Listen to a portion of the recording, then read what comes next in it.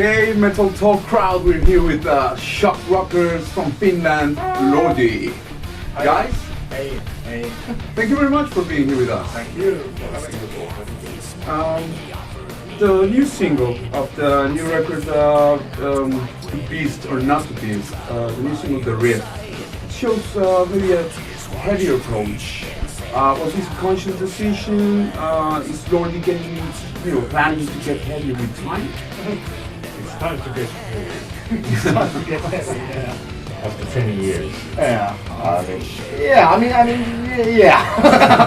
To answer your question, I don't know. Yeah, I mean, we decided to get a little bit more aggressive, or well, actually, originally we were doing, we were supposed to do a follow-up to our previous album, Beige Breakfast, which was definitely our softest and more 80s sounding album. But a lot of things happened, and eventually we wound up in a place doing the most aggressive album, of Lordi, within a Lordi framework, of course, even though the riff is for me personally, it represents a little bit more of the traditional Lordi. On that album, there are songs that are more away from that, more like modern, new, more metal Lordi, and the riff is more, in the traditional one. The single is getting a video treatment, right? What can we expect from it? I mean, there's a storyline involving the Grim Reaper playing guitar and all that. Is it going to follow the storyline as well? No, no, not at all. I mean, that was the tricky thing, because we thought, the band thought that the first single was going to be something completely different. And the record label decided differently, and they decided the riff is going to be the first single, as the riff has a really, really clear story there, So it's quite impossible to make a video out of that, other than just like telling that exact story which is in the lyric, right? But you really cannot do that. It will be kind of stupid. So the video will be completely different. It has nothing to do with the lyric. Okay. which is weird, but I'm sure it will work. I mean, there are lots of good elements, right? Yeah, we still need to check the bottle, and we have checked play notes on it, and she's not wearing that much. Yeah, absolutely. Oh, okay. She's doing some shopping there, and there's obviously some zombies. All the cool elements. We have to be there playing. Yeah, and they're playing there, and it takes place in a supermarket, out of all places, with all the normal fluorescent lights. It's a different kind of video, but definitely nothing that you would expect for the riff, judging by the lyric. It's completely different.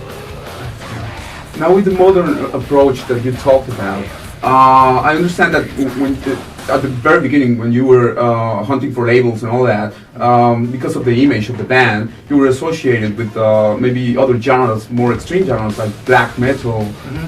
Yeah, because of the look. Yeah. Because of the look, yeah. So what do you guys think about those new genres, newer? Because you're more about the '80s stuff, right? You listen to black metal, you listen to death metal. I don't know. I mean, for me, it's like my windows went like around. I think like 92, 93, pretty much around that time. I mean, there was the last ones who could still squeeze in were like Pantera, Machine Head, just like quickly they got in. But after that, the doors were closed, and after Rob Zombie, and well, of course I was kind of like something before, but so I'm an 80s kid, so for me it's I thought that I would never be that old guy who thinks that that you don't understand the music out there today, but I am. That just happened. I mean, but I appreciate the new genres of metal way more because I don't appreciate hip hop and rap at all. I fucking hate that fucking shit. I just despise all that fucking bullshit. No rapping in lordi1 records No. anytime soon. No, but I mean, every once in a while, of course, you hear, black metal, death metal. I mean, everywhere. I mean, because those, popular genres, of course, right? But it's like I couldn't tell the bands apart. I mean, for me, black metal is Venom, and I understand Venom. Venom is a great band. I have all the albums from the 80s of Venom. That I understand. You know what I mean? So I did King Diamond, but it's nowadays there are millions and millions of bands and there are new genres born like every fucking 2 weeks, So it's like, what is this? So this is grind metal, core, blue carpet metal now. Have you seen the Polish band, Behemoth? Did you tell show those videos? Yes, she did. Yeah. Yes. I mean, there's like Angels and the Raging and Yeah. yeah, great videos. I didn't understand the music though, but okay. I could hear that those were fucking excellent players, but I was like, other than that, it's like, okay, this is so too far for me from Twisted Sister for me to understand. Yeah. You have that old school mindset. I understand that it took some time for lordi to be established, right? Mm-hmm. Oh, yeah. When is the right time for a band to, approach the industry? What has to happen for a band to get to a label or something? I would say that it depends on the band because for lordi it took 10 years, exactly 10 years since the first demo until the first single from the record deal. And in that 10 years, you will see actually that what works and what do you really believe in, and how badly you want this, how badly you want to do, and the test of time is really good, and you have to be able to test. I mean, the time has to test you first. I mean, as a band or an artist, if you cannot stick with it, so why would anybody else? You know what I mean? lordi would have gotten a record deal, let's say 94 or 95, it would have been a different band, different kind of start. I mean, it would have been a little bit different music. I mean, we did release our unreleased album from 1997 last fall, because it was like the 10th and 20th anniversary last year, so we released that one unreleased album from 97, and the reaction from the band was like, okay, because it is that much different. I mean, the songs are longer, it's more, it even has some progressive elements there, and it's a little bit more experimental, it has more loops and shit and, stuff going on. And so, but I think a good time is not too soon,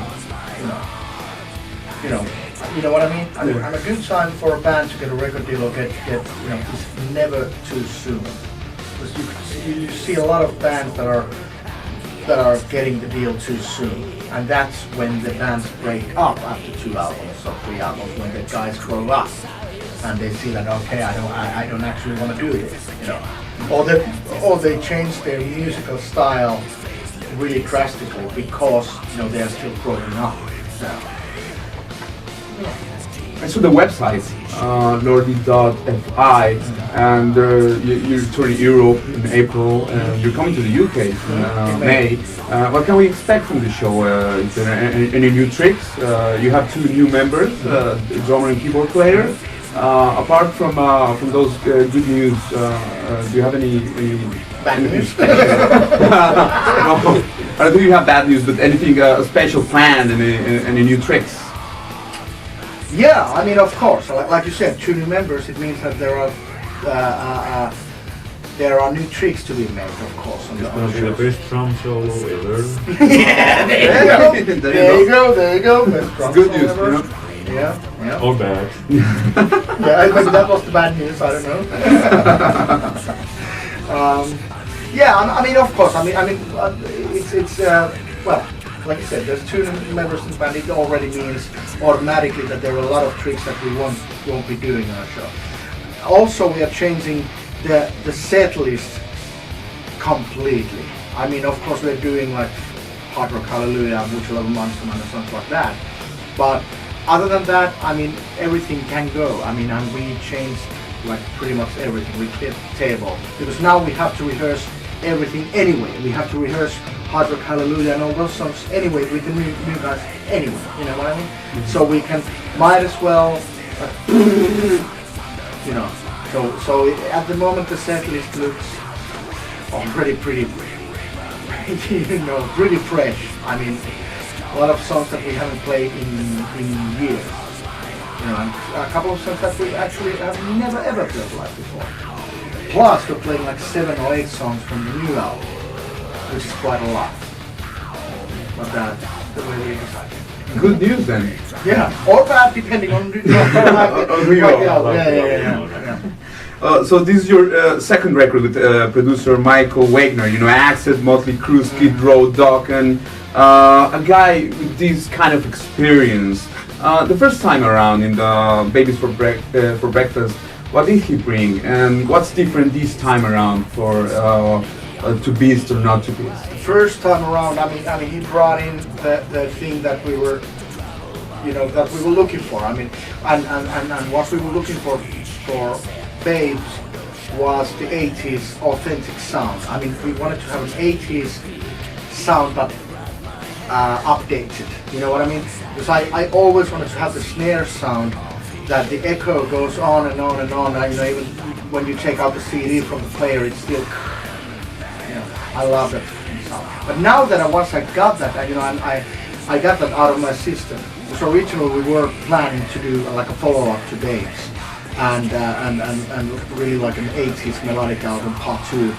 But like I said, things happened. We decided to do a more aggressive album.